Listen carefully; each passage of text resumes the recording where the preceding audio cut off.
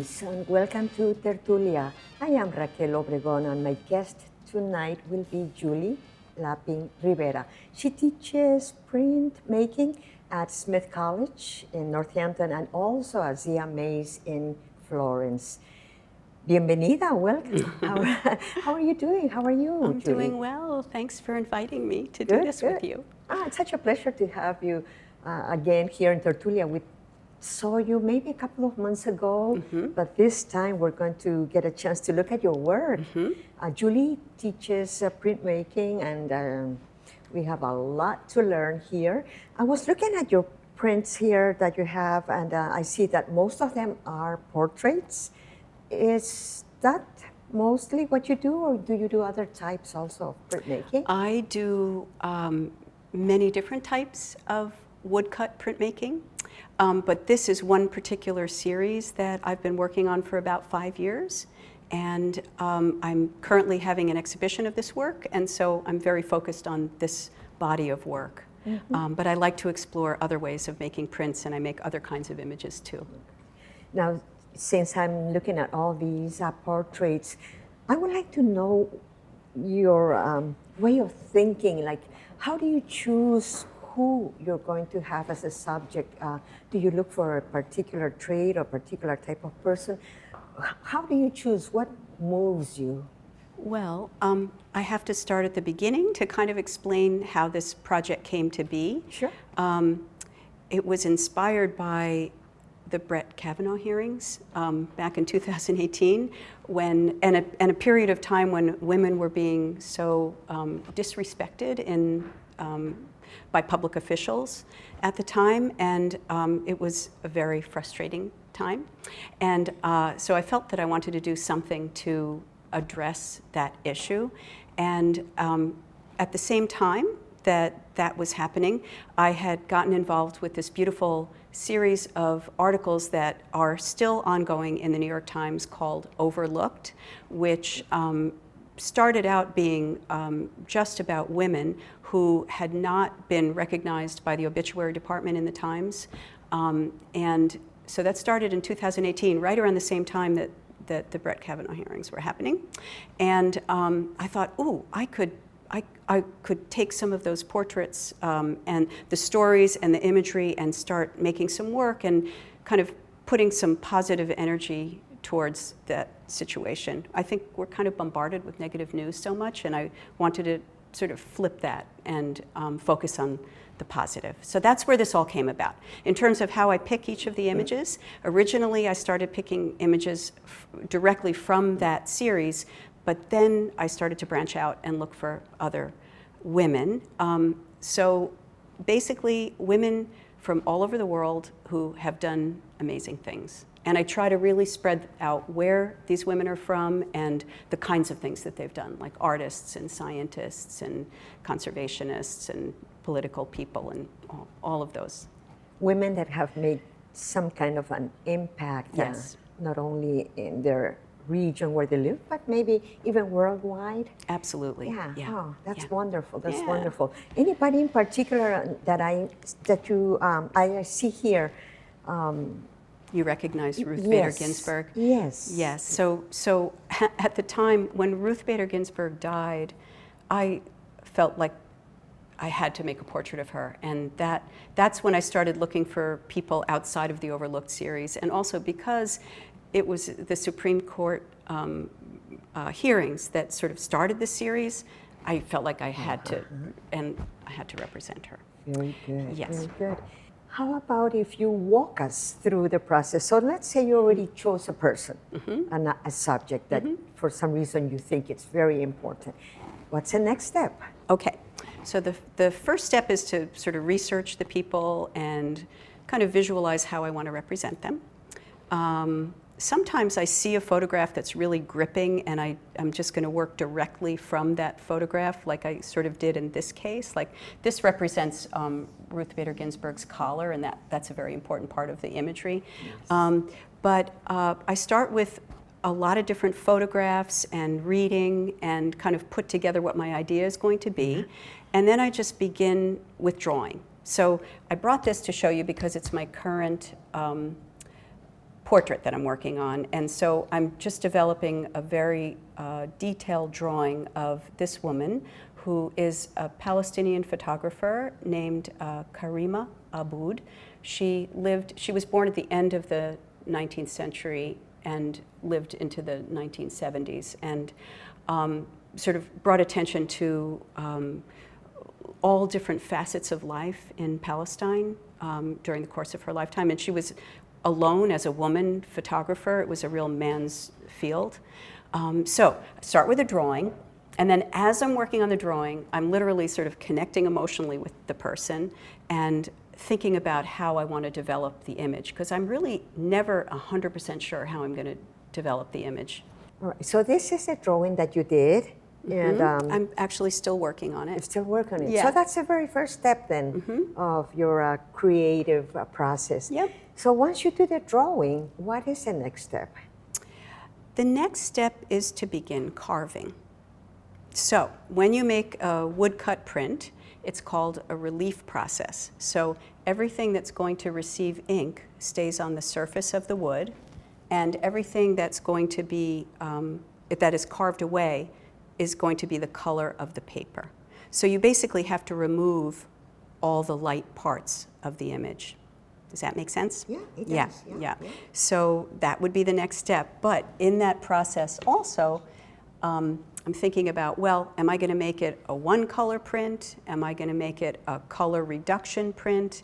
Am I going to make it a multiple block print? There are several different ways that I might go forward creating the print. And in all honesty, I don't usually know where where I'm going to land until I'm kind of in it. Yeah. I have a general idea. I'm thinking that maybe with this print, it might be something along the lines of this process. So this process is called color reduction. And I brought the block so that you can kind of see how this works. So here, there was a first layer that was light blue. And then I printed all of the light blue ones. And then I went back in and kept carving. So you can see like a lot of this detail is missing. There's a lot that's been taken out since. And then the second layer gets rolled up with ink and printed on top of the first layer. So everything that you've carved away from the first layer will be showing, right? You can see the lighter parts and then the darker parts. So that's how that works, color reduction. And it sort of allows you to get like gradations of value very well, whereas when you just do a one-color print, it's just a little bit more limited, not too limited, but a little bit more limited in terms of getting values. And in these two here, you only have one color? It's a lighter and a darker version of one color. One color. What a difference. Yeah. So you, for example, in this particular one, you already have the drawing, and then you're going to carve over this. So I'll start carving away like the light parts. You know, I'll start carving away everything that's going to be white. I'm going to start there, carving that away. And then I'll decide if I'm going to roll it with a light color of ink and then keep going with the next layer. Very good. Yeah. And these are the tools that you use for carving? Yes, these are the tools. These are some of my many tools. Would you like me to describe them? Yes, please. Okay, so we have the U gouges. They're little U-shaped carving tools, and they go from really small like that to even bigger than that, and everything in between. So there are those. And then there are V gouges, so you get a finer line with the V gouge. A knife, which comes in handy for lots of different things, which I can sort of tell you about a bit, and then a chisel.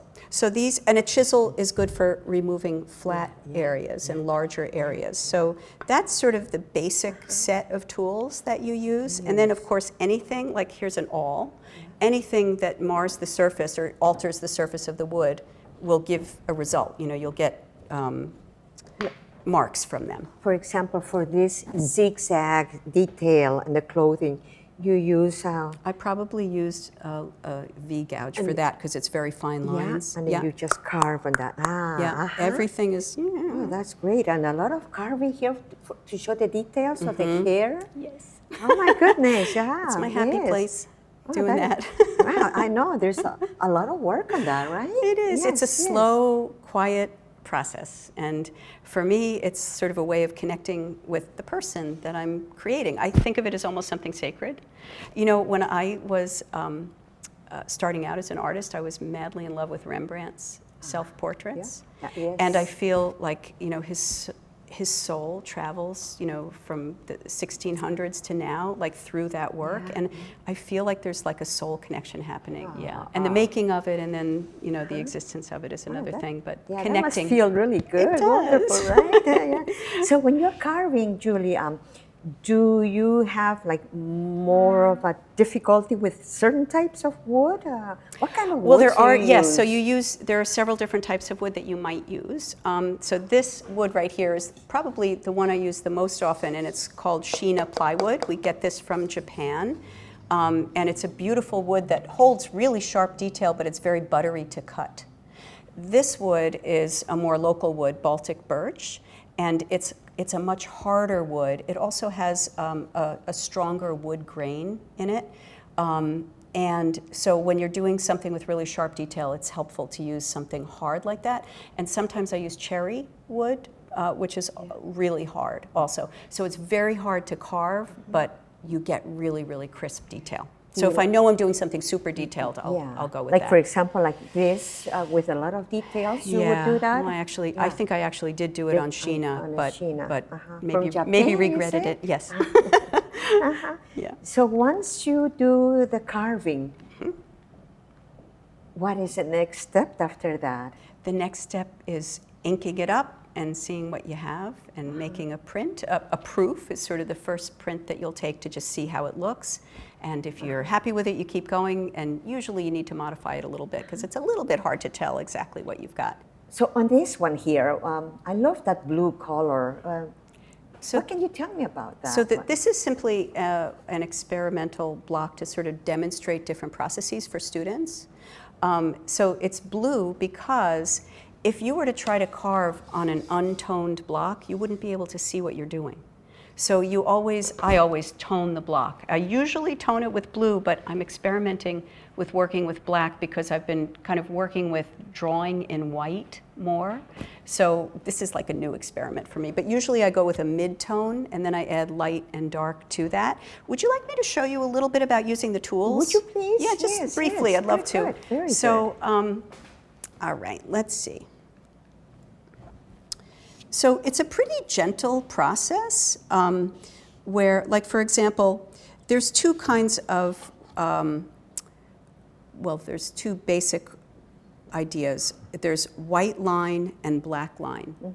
So either you're cutting away the positive or you're cutting away the negative. So here's a good example of that. So the first thing that I would probably do here is cut a channel around a shape that I'm trying to protect. So not going too deep. It's pretty shallow cuts that you make. I'm starting by just sort of protecting those forms. And then, once I've done that, I might switch to a larger tool and clear out more of the material. All right, so once I've done that, then maybe I'll switch to a wider gouge and carve away. And sometimes you're going to clear the whole thing out. Sometimes see how I'm leaving little lines there? Yes. So that'll Oh, create yes. like a different value. Instead of it just being white, it'll be like sort of a soft gray, that kind of thing. What else can I show you? The V-gouge works a little bit differently. It can create a very nice calligraphic kind of line. So let's just see. So you have to find just the right angle of your tool. And I use both hands to kind of guide my cutting.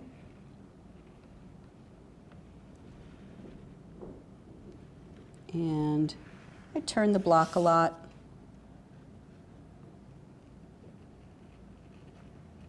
But you can see it's a pretty slow process, and it would probably be a little boring to watch it forever, but that's the basic idea.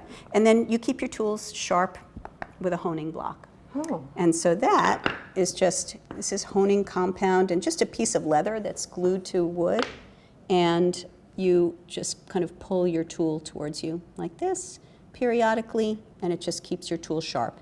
If it needs a lot of attention, then you go to a sharpening stone, but I don't have to do that a ton if you keep them kind of sharp like that.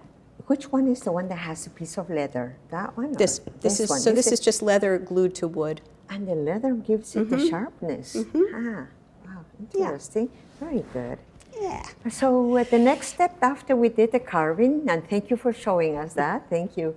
We can go to Inking. Yes. Okay, inking. So we're going to move over there where I've got some ink set up. Let's go over okay, there. let's do it. So Julie, we're here now in the inking area. What is the next step on this? So what I'd like to show you is how you work with a 2-block color print.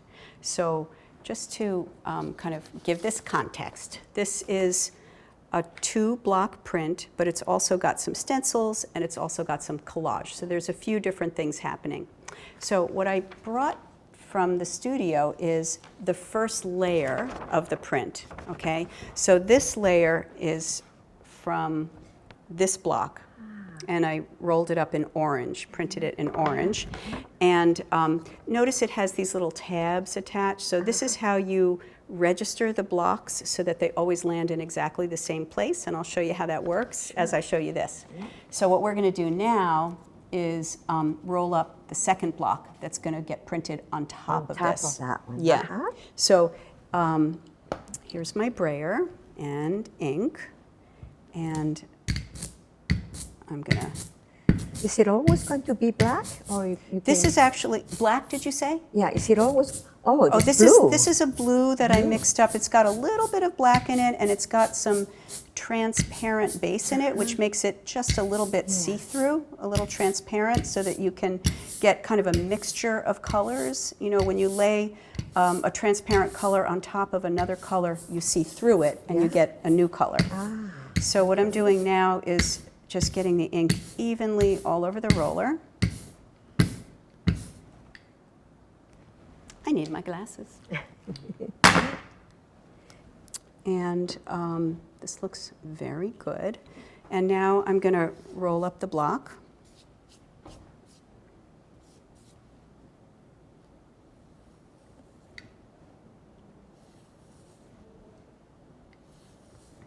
So you just kind of go back and forth, get some more ink.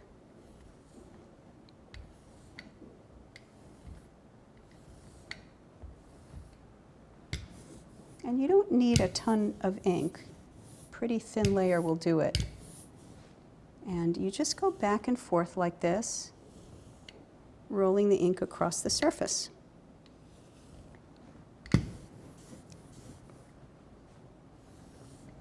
And I like to go in a couple of different directions and make sure that the brayer's kind of hanging off the edge so I don't miss the edges. It is at this stage that you choose which color you want to apply, right here. Well, I would have done a lot of mixing ahead of time, which I did in my studio at home. I hope this is a good color. I tried it out at the studio yesterday, and it looked pretty good. Then you want to hold the block up so that you can kind of see if there's a nice even coating. So you hold it to yourself here like this, and you can see the coating.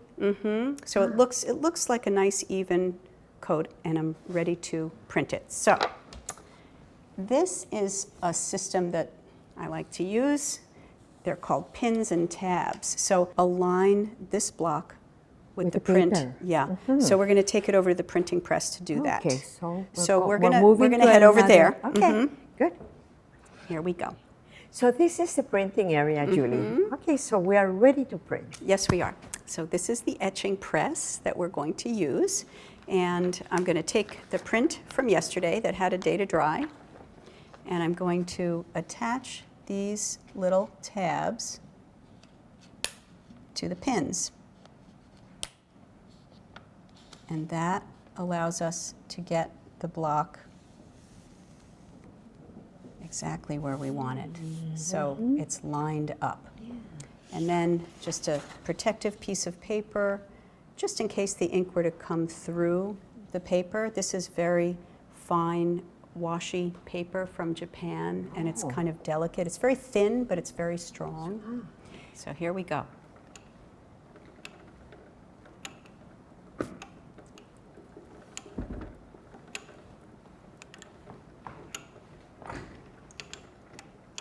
All right, so before I take the paper off, I'm going to peek and make sure that the pressure was right and no surprises under there.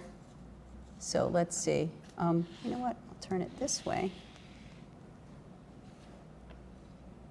The pressure is a little light. You see how this is sort of like this? I'm going to put it right back through with a little bit more pressure. Yeah, so that's why it's always a good idea to check. Okay, that's good.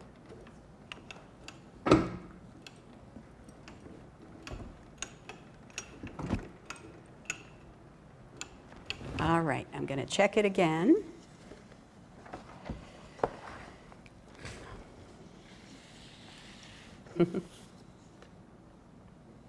It's better, but it's not quite as dark as I was expecting. So I'm just going to demonstrate what I would do in a case like this. I would probably just put it through one more time with a little bit more pressure.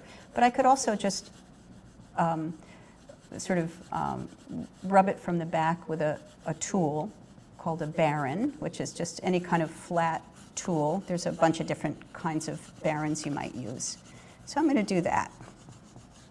And in fact, a really nice thing about woodcut printmaking, unlike many other kinds of printmaking, is you don't have to have a press. You can do this at home with a wooden spoon and just, sort of the basic materials and hand rub that way.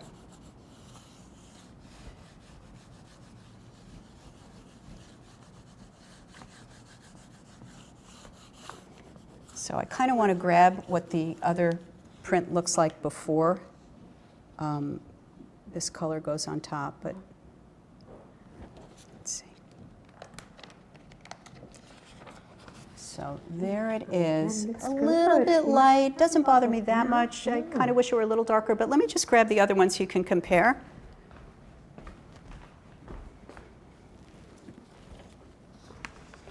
Sometimes the wood grain also sort of creates textures that you're not expecting as well. But so this was before, and that's after with that layer on top. I like it. I can see the difference. It's like magic. It's so pretty, Julie. It is. One of the really nice things about printmaking is whenever you put something through the press, you don't exactly know what it's going to look like until it comes out, and that's really exciting and fun. Voila, there it is. It looks great. It looks great. I like it very much. So this will be the last part of the whole process? This is it? In this particular case, no, because I'm probably going to go back in there and do a stencil. I wanted a different color in that area, and possibly a little collage as well. Okay, so there might be a couple more things happening. A couple more things to be done on this. Yeah. Very good. Okay. Julie, I love this setup that you have here. I like the colors, and please tell me a little bit about these prints that you have here. Okay, I'd love to. So I wanted to share these with you to kind of demonstrate how you can work with a block in one way and then change it and work with it in another way. So this was originally a one-color print of the Indian actress whose name is Madhubala. And I decided that I wanted to have more kind of intense color for this print. So I sealed the block. I printed it again with this golden yellow color, and then I wonder if you can figure this out, sort of based on what I showed you here. What do you think I carved away to get this next layer working? Where did I carve away the wood? I think you carved away in the cheeks, probably? Well, originally, yes. But then here, it was originally, this same print was in yellow, and then I carved away everything that you see as yellow. So this is all gone now. And then I rolled the block with red and printed that on top. The name, you had to carve the name. I carved around the name, and I carved away all the background area except for where the name is, and then some details in the border and down here, and actually a little bit in there as well. So this became a color reduction print. So the thing about color reduction prints is you can't go backwards. So the number that you have is the number that you have. You can't reprint them because you've carved away. When you do a multiple block print, like I showed you over there, you can print them forever and ever because you have all the material still available to roll up and print. Okay, so when you do the printing, does it depend on what kind of papers do you use for the results? Very much so. So with woodcut printmaking, my favorite kind of paper to use is Japanese washi paper, which is used to be entirely handmade. Now some of it is machine made, but it is very strong, but also very thin. So it's great for woodcut. And because it's so strong, you can do multiple layers on the same paper. But the color of the paper really matters and really influences the ink tremendously. So this paper, you can see how much whiter it is. This is also a washi paper, a Japanese paper. But if I were to print this color on here, it would look very different. The color is very influenced by the paper. And then this, so here's the Kirikata, which is the paper I very often do use. And then this is a lovely cotton paper that's made here in the United States. It's called Reeves Lightweight, and you can feel it. It's very buttery and soft, a little bit thicker. Thicker, yes. Yeah. So especially when you're printing at home, and if you were using like the wooden spoon technique that I showed you, it's much easier to do that with the thin washi papers. But all of these papers would work beautifully. It transfer better, the ink. It does, gets yeah, transferred. it does. Yeah. Okay, and the same process then for these two also? Yeah, when you did the reduction, the color reduction? This is not color reduction. This is actually 2 blocks, kind of like the tiger lady over there. Yeah, so this is 2 blocks, and then I actually ended up cutting out the whole sky and putting this collage sky in because I decided later that I needed to change it. It's a process. It takes me a long time to sort of decide that I'm done with a print. I live with it for a while, and so there's some stamping, there's some collage, and it's 2 blocks. Good. Yeah. Now you have an event going on, Judy, at the museum in Springfield. Tell us about it. Yeah, so this series, Look Again, Portraits of Daring Women, is happening now. It opened about a month ago, and it's going to be at the D'Amour Museum of Fine Arts through February of next year. So there's lots of time to go see it. First Wednesdays are free, and there's some other deal with weekends and Bank of America cards. Look at the website if you're interested in seeing the show. But the Springfield Museums have so many wonderful other exhibits. There's going to be an exhibit of Frida Kahlo photographs coming like next week, also at the D'Amour Museum. So I'm really excited for that. So yeah, so that's happening. And the woman who writes the overlooked series of articles that I mentioned at the beginning of our conversation, she's coming to give a talk with me in September. And I don't know that I mentioned that all of these portraits are accompanied by poems that have been written by women poets, and they're coming to do a reading also in September at the museums. Oh, that's wonderful. Yeah. Is there a website where we can visit? Do you have your own website, or are we going to use the website from the museum? Both. The Springfield Museums certainly have a website. If you Google them, you'll be taken, and there's information there. But I have a website as well with all of these portraits on it. And would you like to know my website? Yes, please. Yes. It's www.lappingriver.com. Good. Oh, thank you so very much, Julie. It has been a pleasure. Thank you, Raquel. To have you here, and I have learned a lot. I'm sure our listeners and viewers will be delighted to learn as much as I have. I want to put in a little plug for ZMA's Printmaking. If Of anybody's course, curious By all about means. learning, there's all sorts of classes that happen here and all different teachers teaching their specialization, and it is a wonderful place. So I invite folks to check it out. They have their own website also? Oh, yeah. With all the course ZMAs. listings. Some are online courses, some are in-person courses. Yeah. And ZMAs is spelled as? ZEAMAYS. ZMAs. ZMAs Okay, we'll have to look it Printmaking. up. Very good. Thank you so much, Julie. Thank you, Raquel. Okay, thank you.